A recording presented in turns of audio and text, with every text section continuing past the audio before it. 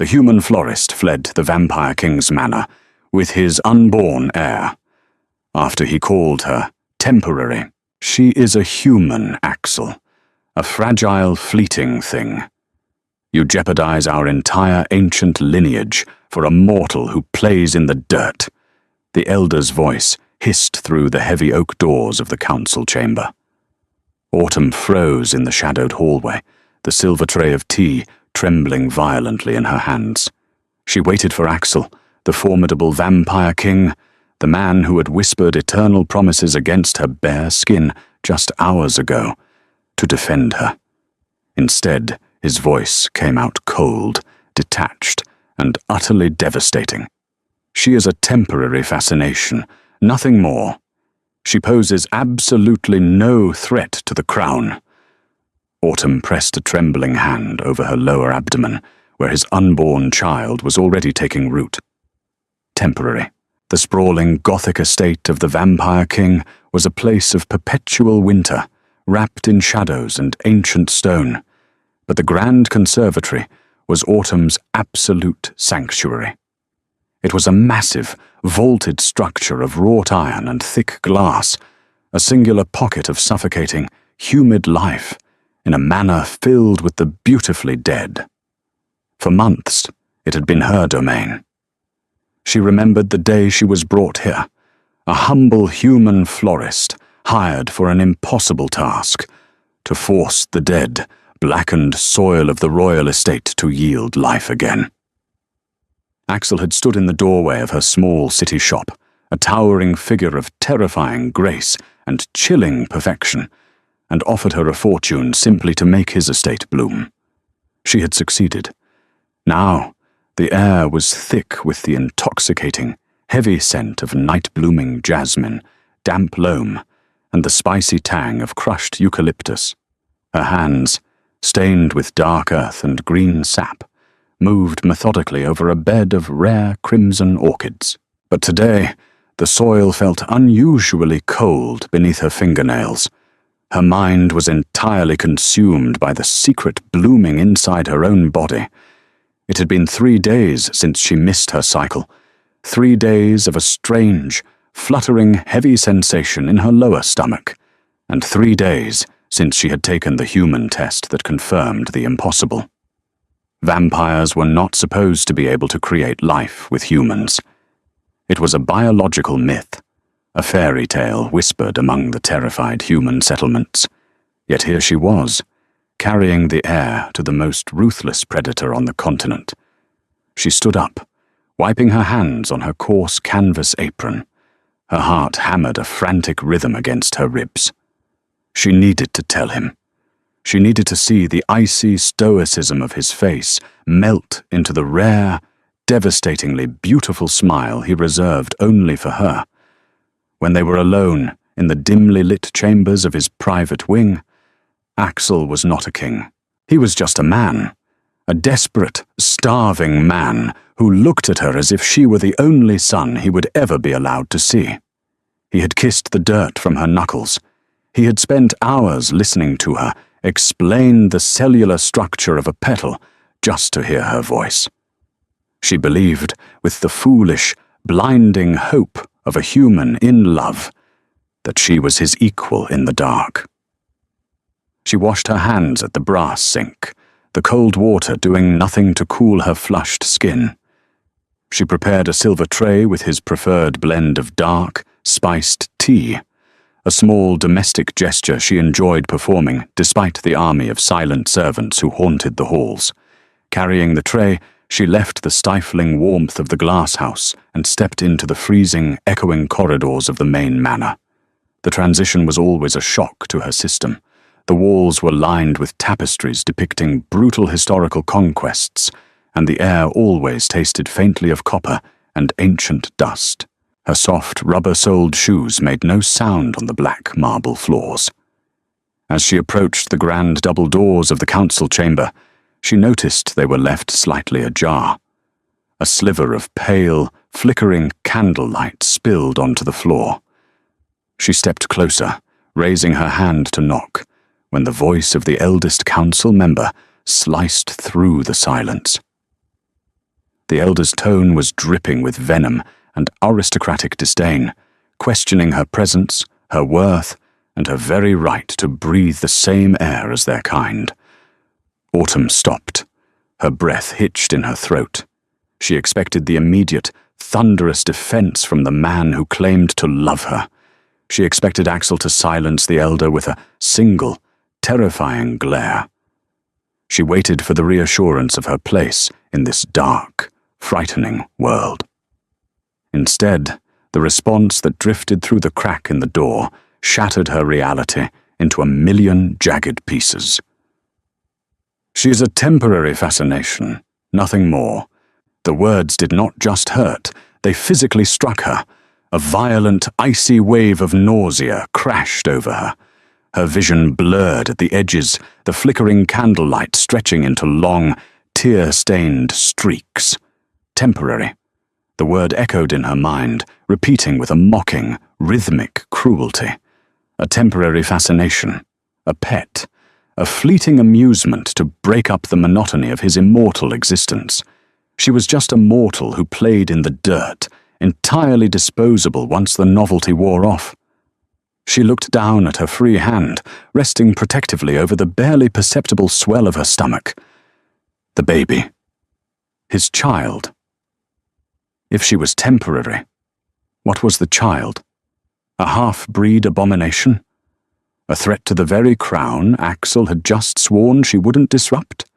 The vampires of the council were merciless.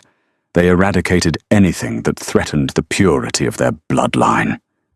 If Axel viewed her as nothing more than a passing phase, he would not protect her. He would not protect their child. He might even hand the child over to the council himself to prove his loyalty to the throne.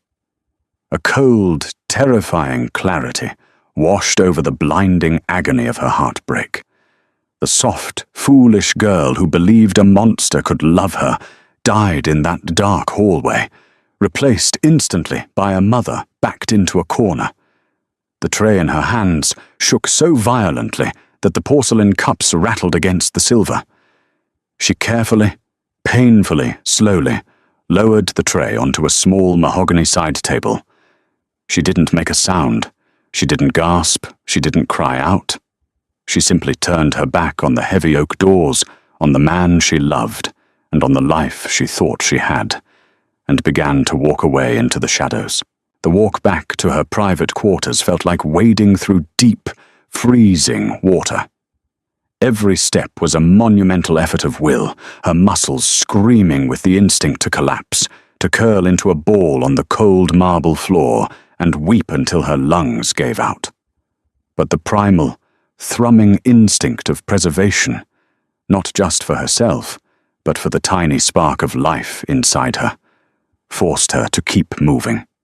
The manor, which had once felt like a grand, mysterious castle out of a romance novel, now revealed its true nature.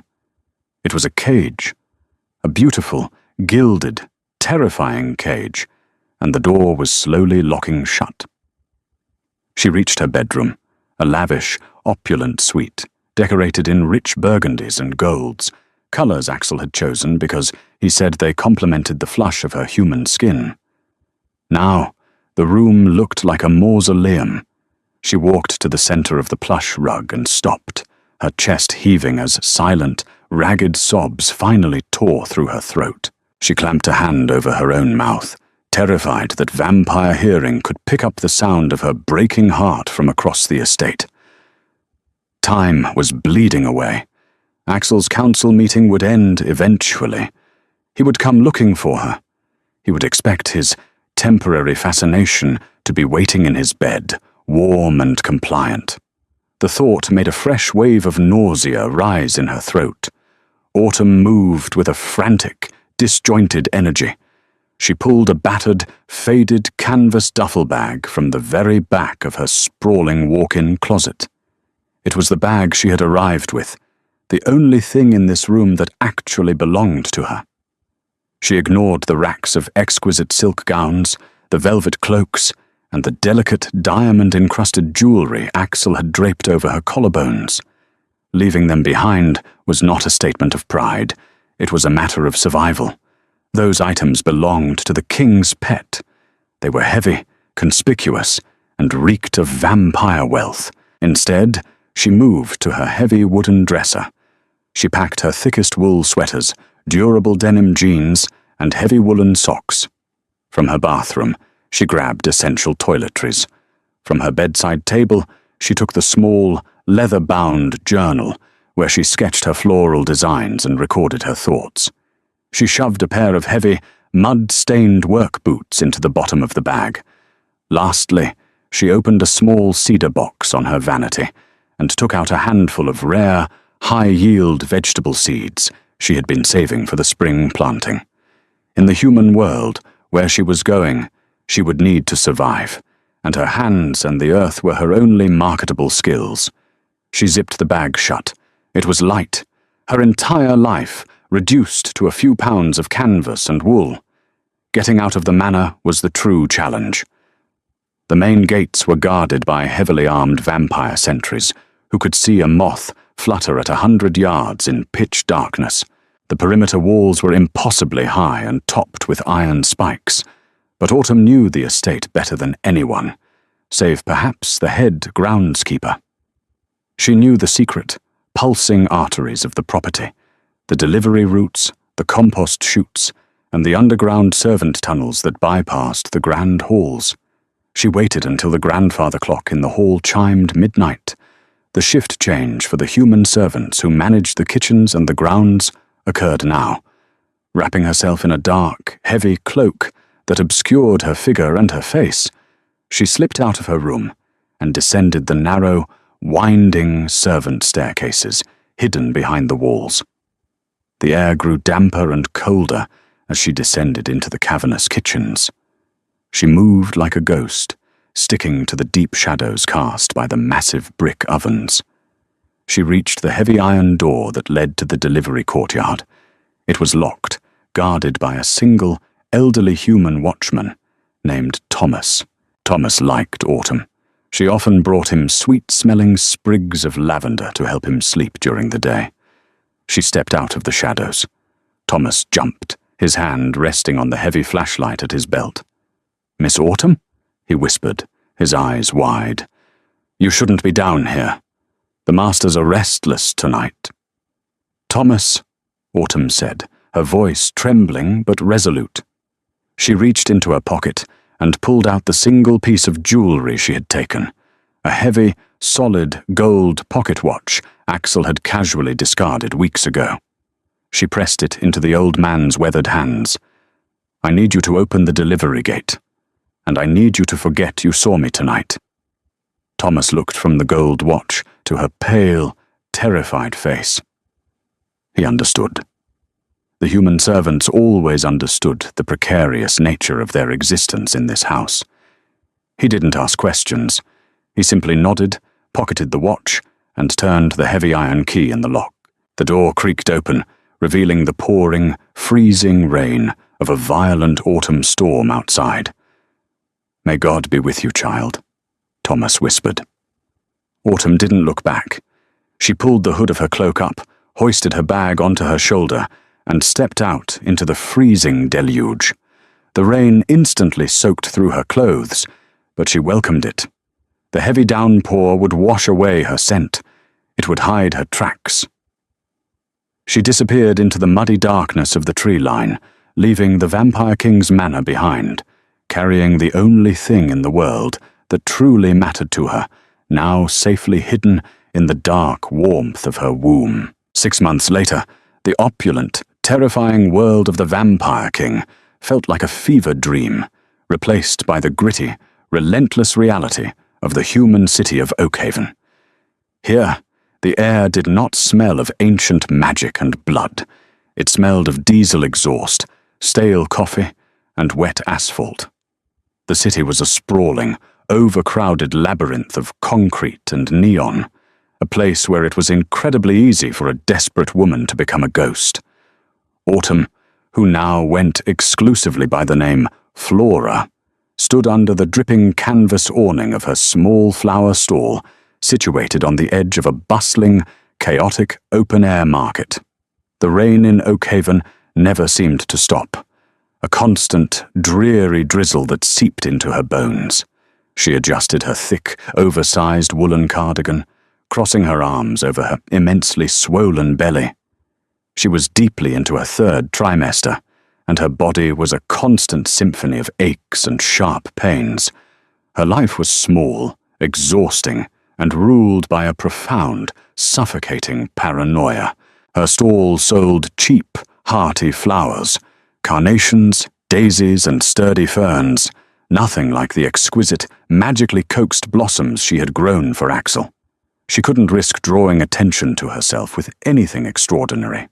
She kept her head down, her dark hair chopped short and dyed an unremarkable, mousy brown, hiding the vibrant auburn waves Axel used to twist around his long, pale fingers.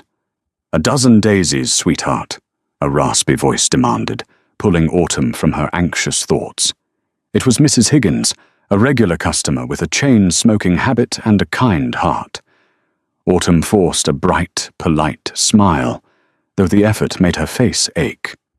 "Coming right up, Mrs. Higgins. Beautiful morning for them, despite the drizzle."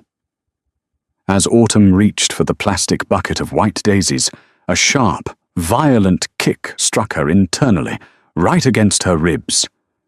She gasped aloud, dropping a handful of stems onto the wet pavement. She grabbed the edge of the wooden stool, her knuckles turning white. "Oh, honey, are you all right?" Mrs. Higgins dropped her cigarette, rushing forward. "Is it time?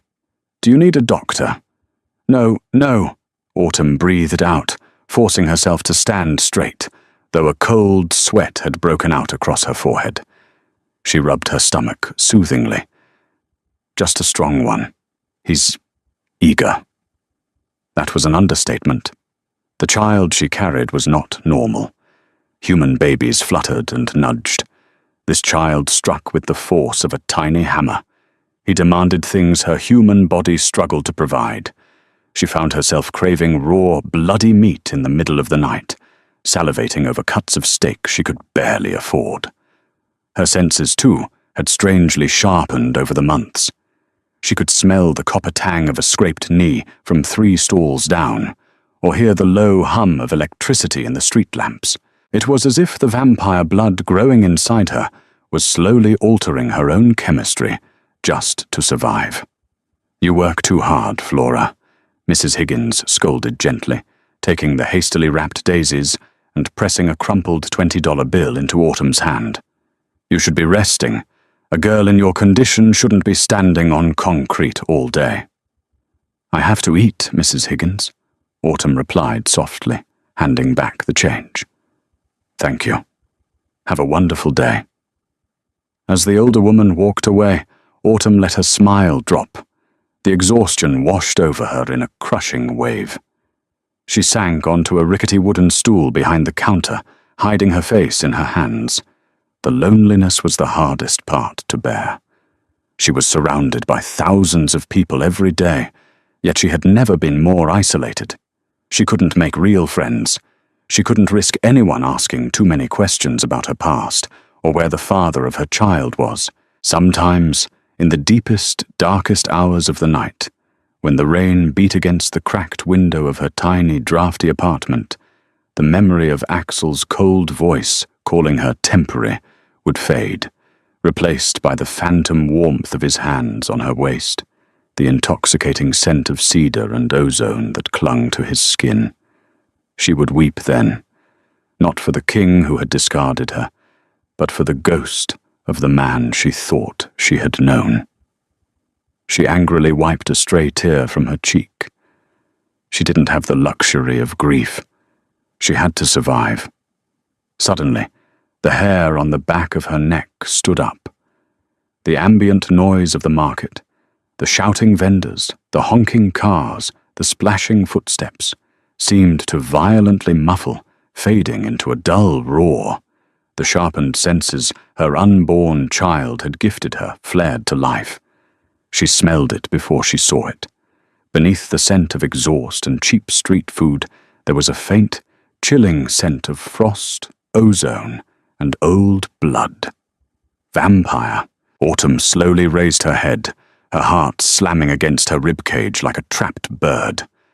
Across the crowded street, partially obscured by the moving throng of umbrellas and heavy coats, stood a figure. He was tall, unnaturally still amidst the chaos, wearing a tailored charcoal overcoat that looked entirely out of place in this impoverished district. His skin was pale, glowing faintly in the overcast gloom. He was looking directly at her flower stall. Autumn stopped breathing. Panic, raw and suffocating, seized her throat. She didn't know him. He wasn't Axel, and he wasn't one of the royal guards she recognized, but he was undeniably one of them. And he was hunting. Without thinking, Autumn grabbed the heavy canvas tarp at her feet and yanked it violently upward, unhooking the ropes and letting it crash down over the front of her stall, effectively sealing herself off from the street. Her hand shook so badly she could barely gather her battered purse. She didn't care about the money in the till. She didn't care about the flowers. The net had finally found her. The shadows were lengthening, and she had to run. Again. Autumn did not go straight home. The paranoid instincts that had kept her alive for 6 months screamed at her to weave, to lose her scent in the labyrinth of the city.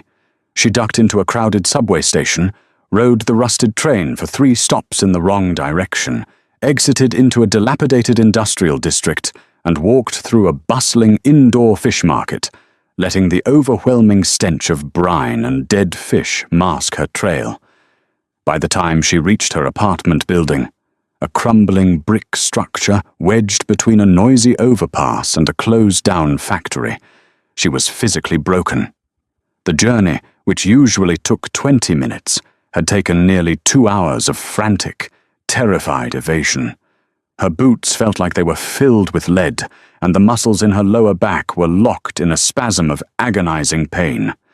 She unlocked her heavily bolted door, slamming it shut behind her, and engaging the 3 deadbolts, the chain, and pushing a heavy wooden chair under the handle, she collapsed against the door, sliding down the peeling wallpaper until she hit the scuffed linoleum floor. She sat there in the dark, gasping for air, her arms wrapped protectively over her stomach. They found me. The thought circled her brain like a vulture. How had they found her? She had used cash for everything. She had no digital footprint, no cell phone, no ID. But vampires didn't need databases. They needed time and hunters, and Axel had infinite amounts of both. Did he send them? Did he want to eliminate the temporary problem that had dared to run away, or did the Council discover her existence and send assassins to ensure the human stain was wiped out? Neither option left her breathing. A sharp, breathless cry escaped her lips as another contraction ripped through her abdomen. This one was different from the Braxton Hicks she had been experiencing for weeks. This one started deep in her lower back, wrapping around her stomach like an iron band, pulling tight and refusing to let go. The pain was blinding. "No, no, no," she whimpered, curling onto her side on the floor. "Not yet. Please, little one, we have to move. We can't stay here." She tried to push herself up, intending to grab her pre-packed go-bag hidden under her bed, but her legs refused to bear her weight. The stress, the sheer terror, and the grueling physical exertion of her evasion had pushed her body over the edge. She was going into labor, alone, in a freezing apartment, with monsters hunting her through the streets outside. She dragged herself across the floor, her fingernails scraping against the linoleum. She reached the small, grimy window that looked out onto the fire escape. Outside, the dreary drizzle had escalated into a violent, raging thunderstorm. Lightning fractured the sky, illuminating the cramped, messy room in stark, terrifying flashes of white light. The thunder rattled the glass in its frame. It was a chaotic, violent night to bring a life into the world. Another contraction hit, stronger and longer than the last. Autumn screamed, a raw, guttural sound that she quickly tried to muffle by biting down hard on the sleeve of her woolen sweater. She tasted copper as her teeth broke the skin of her arm. She needed help. She was tough. She had survived the wilderness of the Vampire King's court and the grit of the human slums, but she knew she could not survive delivering a half-vampire child alone on a filthy floor. The baby was too strong. The process was too violent. Dragging herself into the narrow hallway, she reached up and pounded her fist weakly against the shared wall of the adjacent apartment. "Helen!" she gasped, her voice cracking. "Helen, please!" Helen was a retired human trauma nurse, a tough, cynical woman in her late 70s, who lived alone with 3 cats and a shotgun she kept loaded by the door. She was the only person in the building Autumn had spoken more than 2 words to. Helen had recognized the exhaustion in Autumn's eyes months ago, and occasionally left bowls of hot soup outside her door. Autumn pounded again, her vision swimming with black spots as another wave of agonizing pain hit her. "Helen!" A moment later, the sound of deadbolts unlocking echoed in the small hall. Helen's door swung open. The elderly woman stood there in a faded floral nightgown, holding a heavy iron fireplace poker. When she saw Autumn collapsed on the floor, clutching her stomach and sweating profusely, the fierce suspicion on her face vanished, replaced instantly by clinical, cold efficiency. "Good God, girl," Helen muttered, dropping the poker and dropping to her knees beside Autumn. She pressed a cool, dry hand to Autumn's forehead. "You're burning up. And you're early." "They're coming," Autumn babbled, delirious from the pain and fear. "The shadows. They found me. I have to go." "You aren't going anywhere except my bed, honey," Helen said, her voice brooking no argument. Despite her frail appearance, the old nurse possessed surprising strength. She hooked her arms under Autumn's armpits and hauled her upward. "Come on, up on your feet. You're going to have this baby tonight, and you're going to do it inside." With Helen's support, Autumn managed to stumble into the neighboring apartment. It smelled of antiseptic, old paper, and lavender. Helen steered her into a small bedroom and eased her onto a clean, firm bed. "I'm going to boil water. Get clean towels and get my kit," Helen ordered, rolling up the sleeves of her nightgown. "You stay put and try to breathe. Don't push until I tell you." Autumn lay back against the pillows, her entire body trembling violently. The storm raged outside, the thunder masking her groans of pain. She looked at the ceiling, the shadows stretching and morphing in the lightning flashes. She was trapped. She was giving birth, and out there, in the rain-slicked city, the hunters were closing in. The next 4 hours were a blur of absolute agony, blinding white pain, and the terrifying realization of what exactly she was bringing into the world.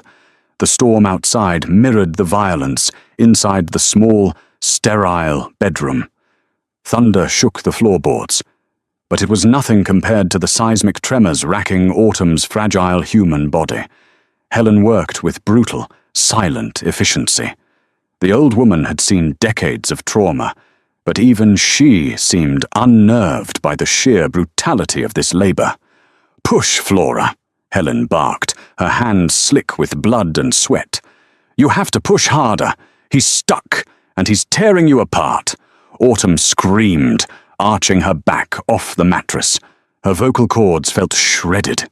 She gripped the iron bed frame so tightly her knuckles were bruised purple. This wasn't a normal birth. The child was fighting to get out with a terrifying, unnatural strength, his tiny, developing bones feeling as hard as iron against her internal organs. Every movement he made felt like jagged glass. "I can't!" Autumn sobbed, her head thrashing against the soaked pillows.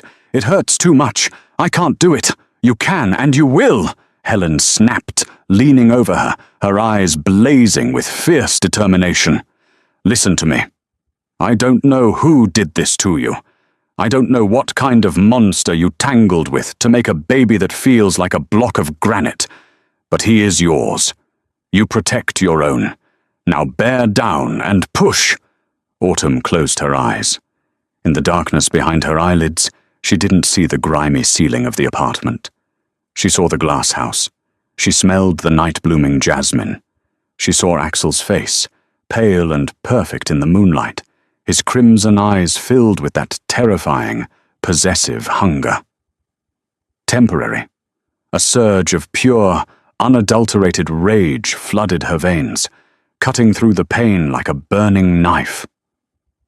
She was not temporary. She was a force of nature. She had survived him. She had survived the streets. And she would survive this. She drew in a massive, ragged breath, filling her lungs, and pushed with every ounce of strength she had left in her battered body. A final, agonizing tear, a rush of fluid, and then, suddenly, the crushing pressure vanished. Autumn collapsed back against the pillows, gasping, her vision entirely black for a terrifying second. The silence in the room was deafening, broken only by the sound of her own ragged breathing and the rain lashing against the window pane. Then, a sound pierced the quiet. It wasn't a normal baby's wavering, helpless wail.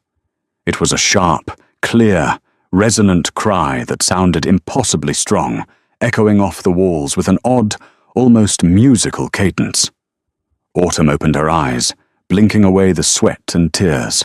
Helen was standing at the foot of the bed, a heavily blood-soaked towel wrapped around a small bundle. The old nurse's face was completely drained of color. She was staring down at the child, her hands trembling slightly. "Helen," Autumn whispered, terror gripping her heart. Is he okay? Give him to me." Helen slowly walked to the head of the bed. She didn't speak. She gently lowered the bundled towel onto Autumn's chest. Autumn lifted her heavy, exhausted arms and pulled the fabric back. Her breath caught in her throat. The baby was terrifyingly beautiful. He didn't have the red, wrinkled, fragile look of a human newborn. His skin was flawless, pale as moonlight, with a faint, almost pearlescent sheen to it. He had a shock of fine, midnight black hair, just like Axel. But it was his eyes that truly gave him away. They were open, wide and alert, and they were the deep, mesmerizing color of crushed rubies. As Autumn touched his impossibly soft cheek, the baby stopped crying instantly. He turned his head, his tiny, cool nose pressing against her warm skin, inhaling deeply. He was scenting her. The instinct was purely predatory, yet deeply intimate. "He's beautiful," Autumn whispered, tears finally spilling over her eyelashes and dropping onto the baby's pale forehead. "My little night orchid." "Flora," Helen said, her voice barely a harsh whisper. She had backed away toward the door, her eyes wide with a mixture of awe and deep, instinctual fear.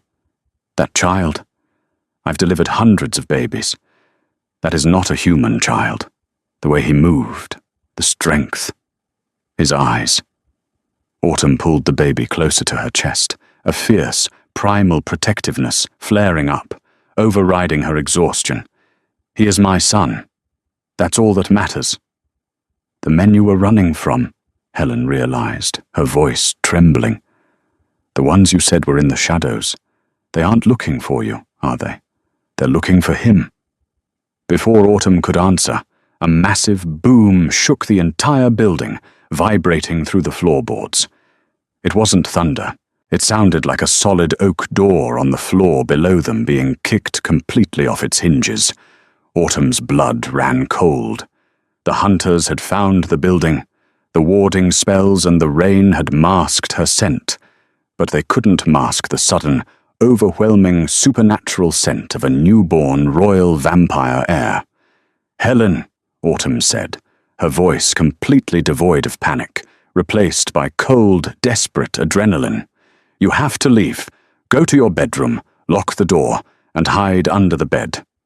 Do not come out, no matter what you hear." "I'm not leaving you here to be murdered," Helen protested, reaching for her fireplace poker again. "You can't fight them," Autumn hissed, struggling to sit up, clutching the baby to her chest. They are death itself. If they find you with me, they will tear you to pieces. Go! Now!" The sound of heavy, unnatural footsteps echoed loudly on the stairs, moving entirely too fast. Helen looked at Autumn, then at the child, tears welling in her tough old eyes. "God protect you both," she choked out, before turning and fleeing into the back room, slamming and locking the door. Autumn forced herself out of the bed. Her legs screamed in agony, her body weak from blood loss, but she ignored it. She wrapped the baby tightly in a dry blanket, grabbed the heavy iron surgical scissors Helen had used to cut the cord, and limped toward the fire escape window. She had nowhere left to run, but she would not let them take her son without a slaughter. The metallic shriek of tearing hinges echoed from Autumn's own apartment next door. They were tearing her place apart, searching for the source of the scent. It gave her seconds, mere seconds.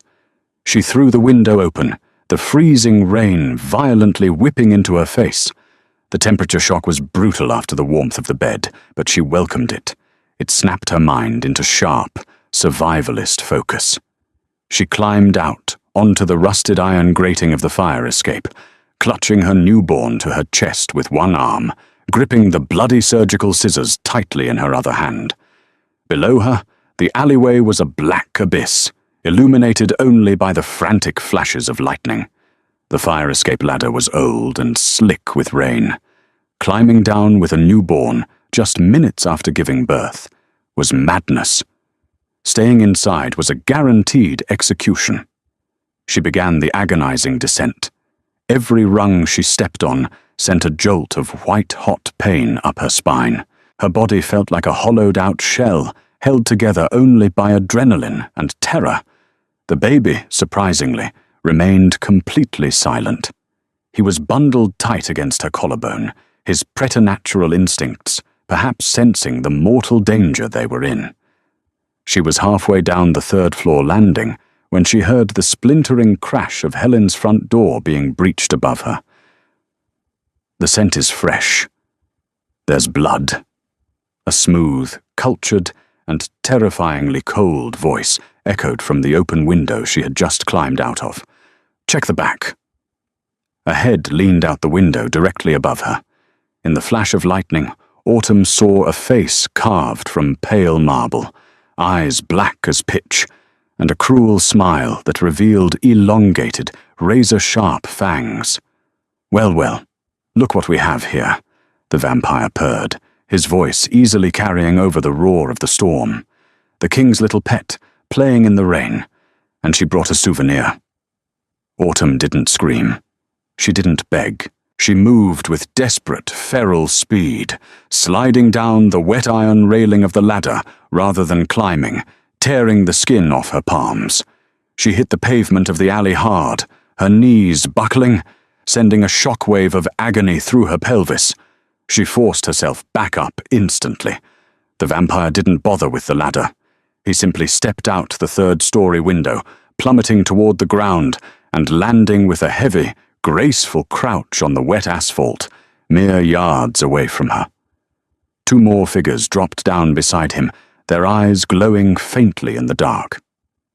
"Hand over the abomination, human," the first vampire said, slowly drawing a long, curved blade from his coat.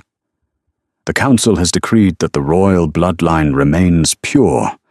You will be executed, but if you give us the child quickly, I promise to make your death painless." "You're not from Axel," Autumn stated, backing away slowly, her boots splashing in the deep puddles. Her mind raced, cataloguing the alley, dead end to her left. Main Street blocked by the three assassins. To her right, a chain-link fence leading to the overgrown grounds of an abandoned city conservatory. "The king is a fool blinded by a temporary infatuation," the assassin sneered, taking a step closer. "He is currently tearing the continent apart, looking for a corpse. We are simply expediting the inevitable. He will thank us when his mind clears." "He is looking for me." The words hit Autumn like a physical blow. Axel was looking for her. He hadn't sent them.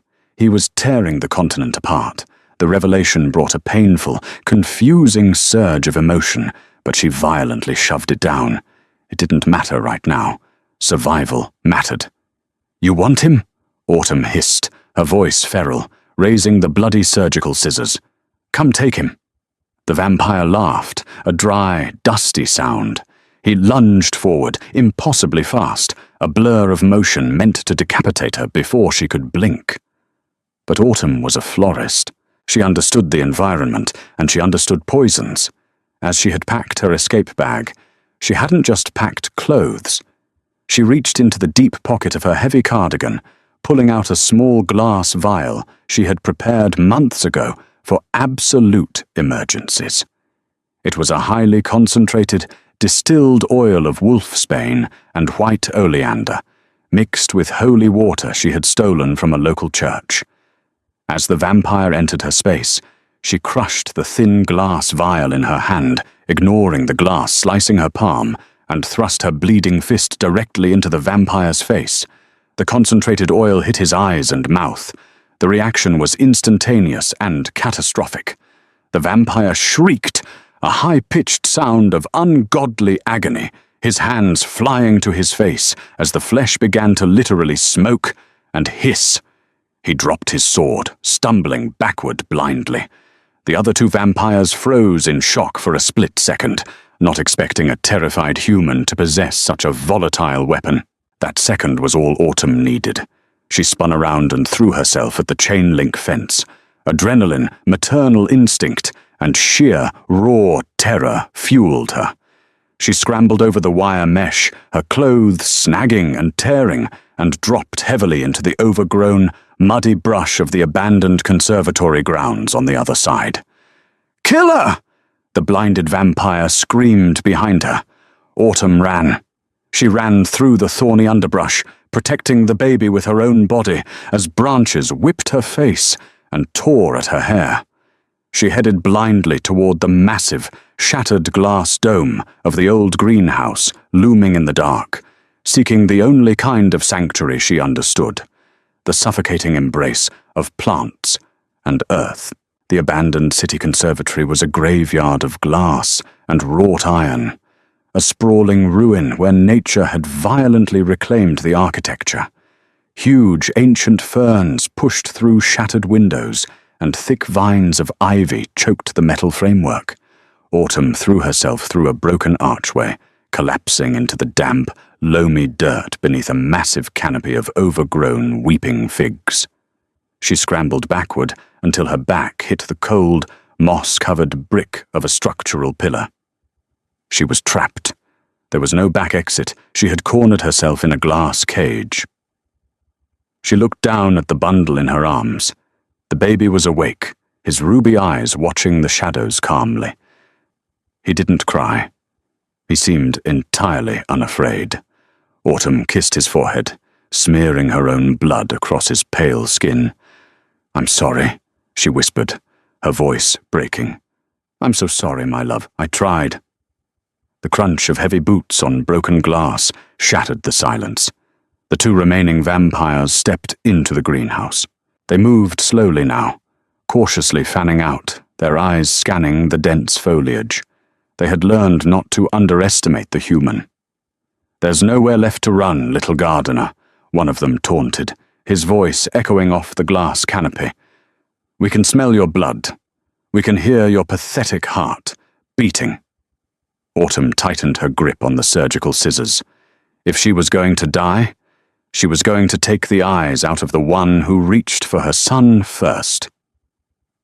The vampire on the left spotted her. He smiled, raising a heavy crossbow loaded with a silver-tipped bolt. He aimed it directly at her chest. Checkmate. He pulled the trigger.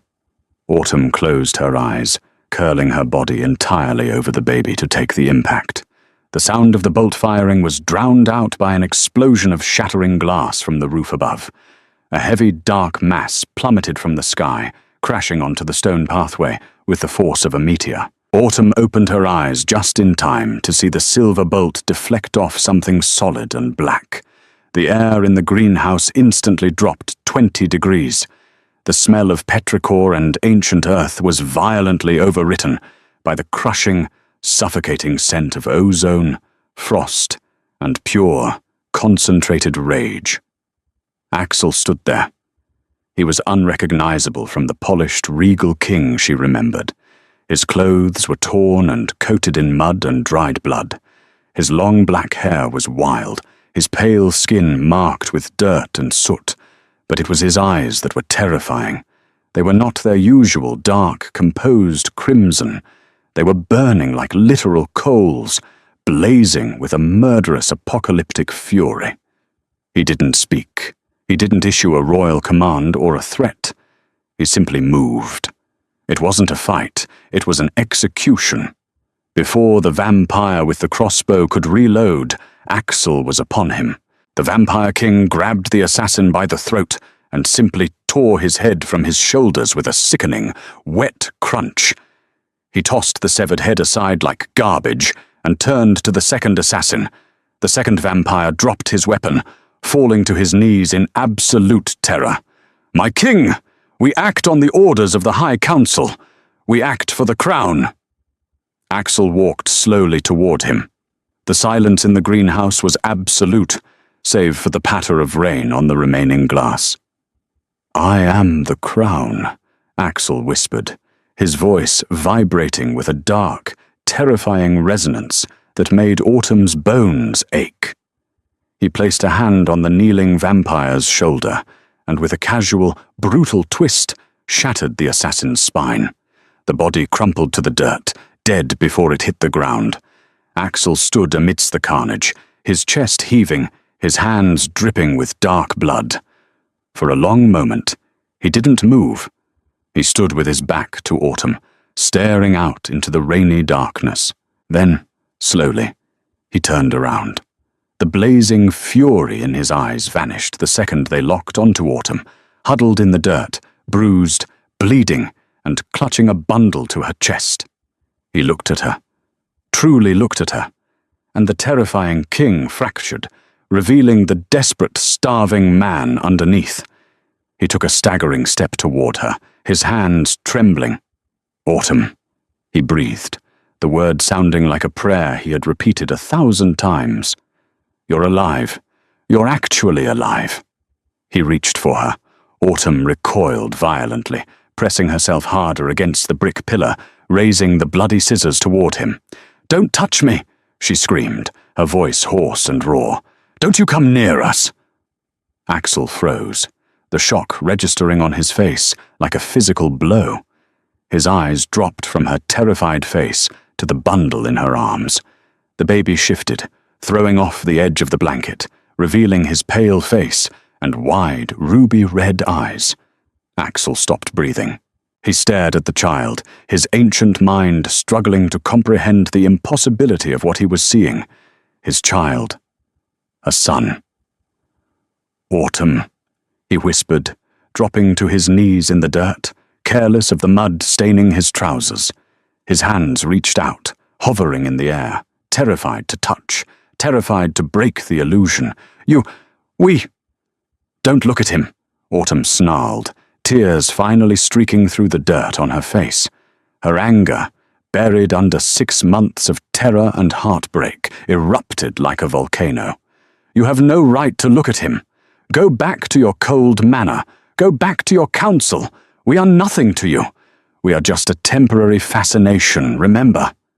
She spat the word at him like a venomous curse, watching it hit him squarely in the chest. The word hung in the damp, heavy air of the greenhouse, echoing with the force of a gunshot. Temporary. Axel physically recoiled, as if she had driven the surgical scissors into his heart. The color drained from his already pale face, leaving him looking like a carved marble statue. He stared at her, his expression twisting from profound shock into a look of such absolute, agonizing devastation that Autumn actually hesitated, her grip on the scissors loosening slightly. "You heard that," he said. It wasn't a question. It was a hollow, broken realization. That night, the night you vanished, you were outside the council doors. "I was bringing you tea," Autumn choked out, a bitter, angry laugh escaping her lips. Like a good little human pet. I wanted to tell you about the baby. And I heard you sell me out to that ancient monster. Axel dropped his head into his hands, his fingers digging into his scalp. A low, ragged sound tore from his throat, a sound Autumn had never heard from him, a sound of pure, unadulterated despair. When he looked back up at her, his eyes were shining with unshed, bloody tears. "Autumn, you foolish, beautiful, brave woman," he whispered, his voice trembling violently. "Do you think I cared about the crown? Do you think I cared about the lineage? You were my world. You are my world. Liar," she hissed, pulling the baby closer. "I heard what you said." "You heard what I had to say," Axel suddenly roared, the sheer volume of his voice making the glass above them rattle.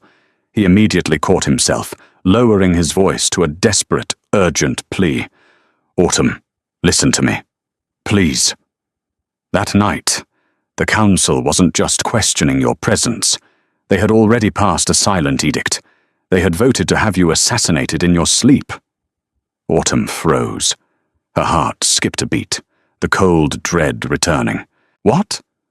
"You are human," Axel said, creeping forward on his knees, not attempting to touch her, just desperately trying to close the physical distance between them.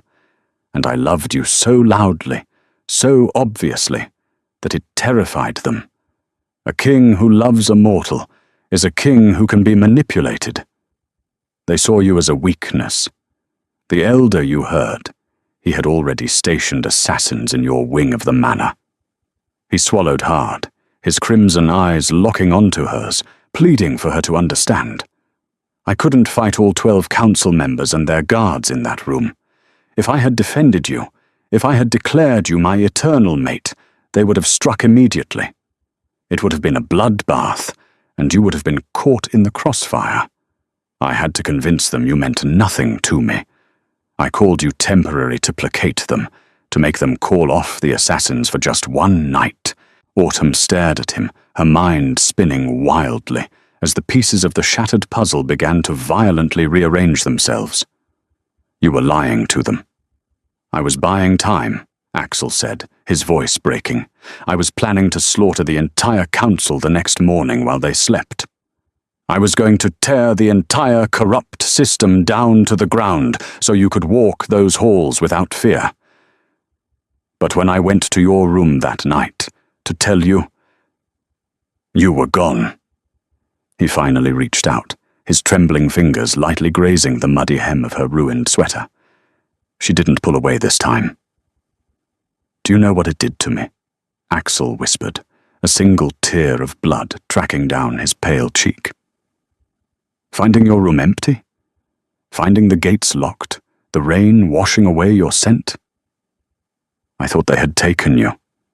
I spent the first month torturing every member of that council to death, begging them to tell me where they buried you.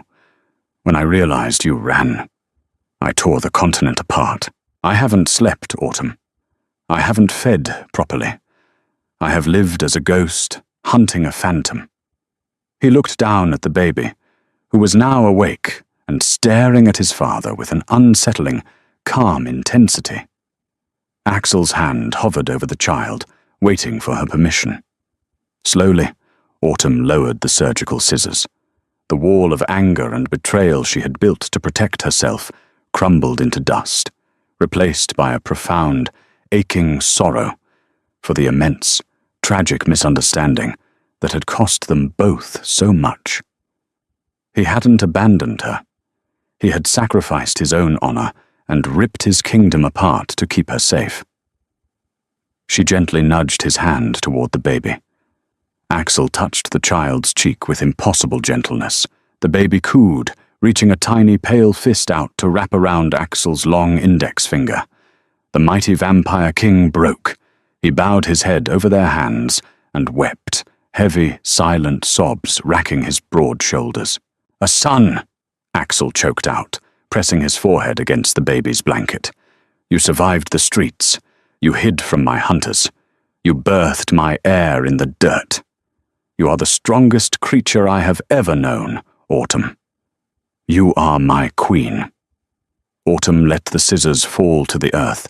She reached out, her muddy, bloody hands burying themselves in his tangled black hair, pulling him forward until his forehead rested against her chest, right beside the baby.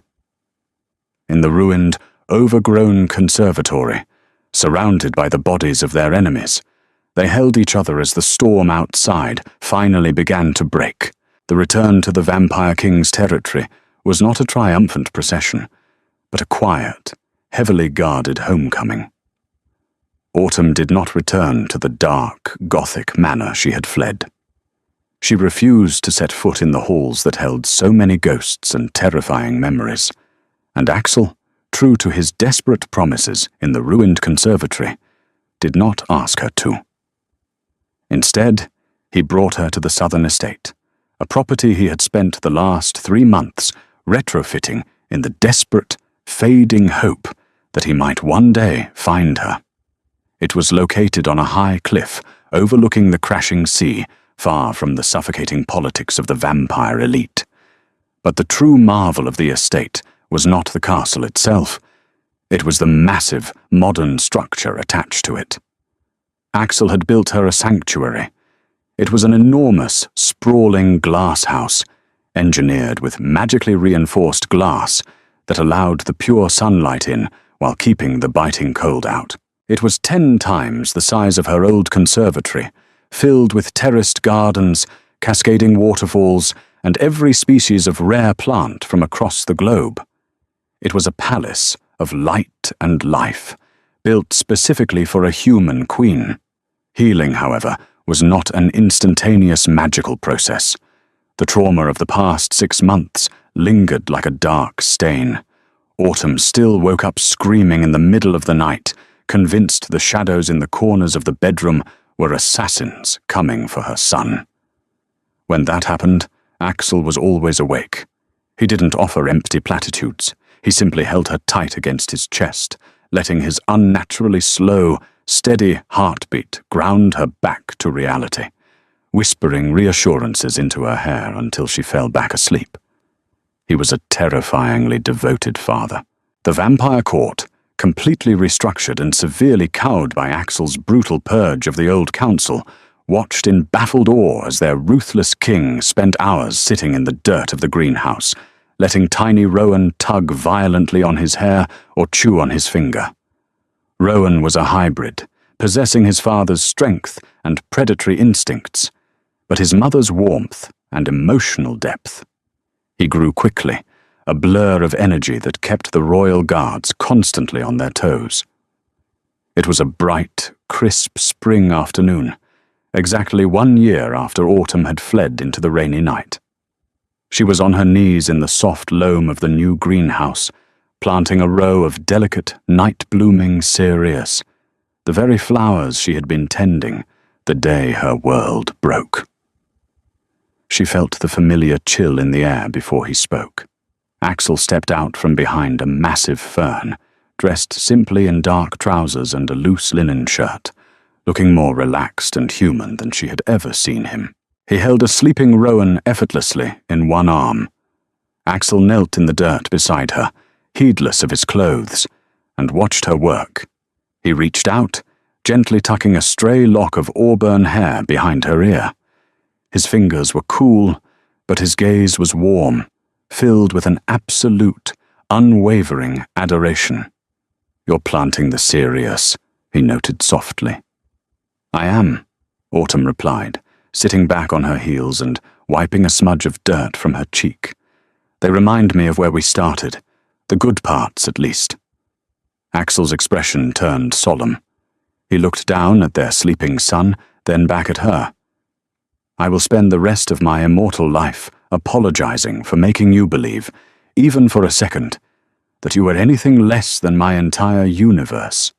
Autumn. I swear it." Autumn looked at him. She saw the lingering guilt in his crimson eyes, the deep scars of the 6 months they had lost. But she also saw the man who had torn down his own kingdom to protect her, the man who built her a palace of glass, so she would never be in the dark again. She reached out, taking his free hand, twining her warm, dirt-stained fingers with his pale, cold ones. "You don't have to apologize anymore, Axel," she said softly, a genuine, radiant smile breaking across her face. "We survived the storm. We're here." Axel leaned in, kissing her gently, pouring centuries of devotion into the simple press of his lips against hers. When he pulled back, he looked around the vibrant, blooming greenhouse and then down at his family. "Yes," Axel whispered, his voice thick with emotion. "We are here, and there is absolutely nothing temporary about this. Autumn and Axel's journey proves that the darkest misunderstandings can forge the strongest bonds. Axel's cruel lie, born of a desperate need to protect, nearly cost him everything, while Autumn's fierce maternal instinct turned a fragile human into an unstoppable force. True love sometimes wears a terrifying mask to survive the monsters of the world. But without communication and trust, even the most profound devotion can be shattered. In the end, they learned that permanence isn't granted by immortality or crowns. It is built, day by day, in the light, together. If you were captivated by Autumn's harrowing escape and the King's desperate redemption, please like this story, share it with fellow dark fantasy romance lovers, and subscribe for more intense, dramatic tales.